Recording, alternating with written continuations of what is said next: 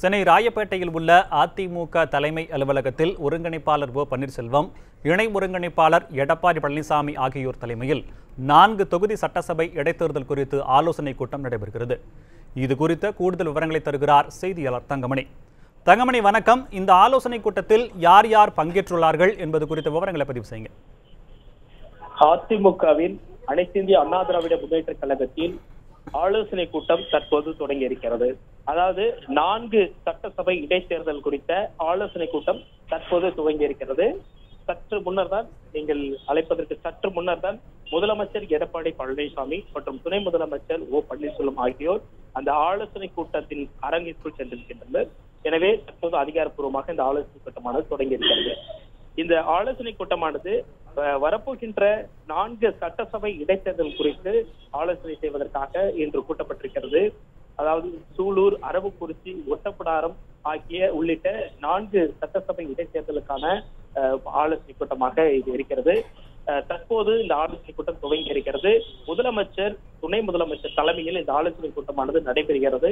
மாவட்ட செயலாளர்கள், அனைத்து மாவட்ட செயலாளர்கள், அமைச்சர்கள் மற்றும் முக்கிய நிர்வாகிகள், கழக செய்தி தொடர்பாளர்கள், பேச்சாளர்கள் ஆகியோர் இந்த ஆலோசனை கூட்டத்தில் கலந்து கொண்டிருக்கின்றனர். இந்த ஆலோசனை கூட்டத்தில் இந்த 4 சட்டசபை இடைத்தேர்தலில் எவ்வாறு நாம் அந்த தேர்தலை சந்திப்பது, எவ்வாறு அதில் இருக்கின்ற சவால்களை சமாளிப்பது, என்னென்ன செய்ய வேண்டும் என்பது குறித்து இதில் விரிவாக ஆலோசிக்கப்படுகிறது. அது மட்டுமல்லாமல் இந்த 4 சட்டசபை தொகுதிகளுக்கும் தேர்தல் பொறுப்பாளர்கள் நியமனம் இன்று செய்யப்படுகிறது. அதாவது இந்த 4 தொகுதிகளுக்கும் அமைச்சர்கள் மற்றும் மாவட்ட செயலாளர்கள் யார் யாரெல்லாம் அந்த தொகுதியில் பணியாற்ற வேண்டும், இந்த 4 தொகுதி வெற்றிக்காக எவ்வாறு பாடுபட வேண்டும், அதற்கு யாரெல்லாம் பொறுப்பாளர்கள் என்பது குறித்து இந்த கூட்டத்தில் முடிவு செய்யப்பட இருக்கிறது.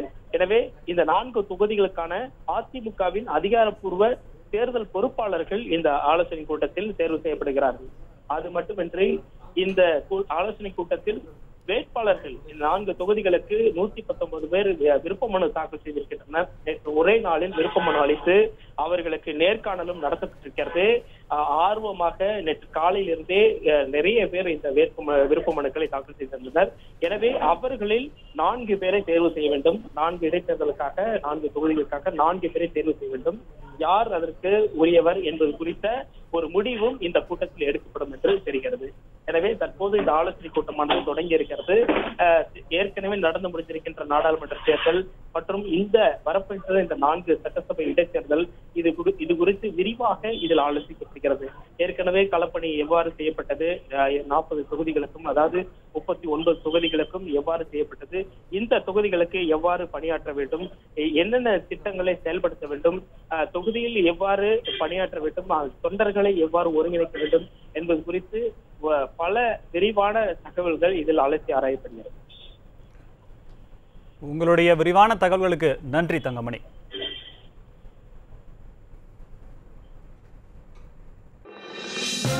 இது போன்ற முக்கிய வீடியோக்களை உடனுக்குடன் தெரிந்து கொள்ள நியூஸ் ஜே யூடியூப் சேனலை சப்ஸ்கிரைப் செய்யுங்கள்.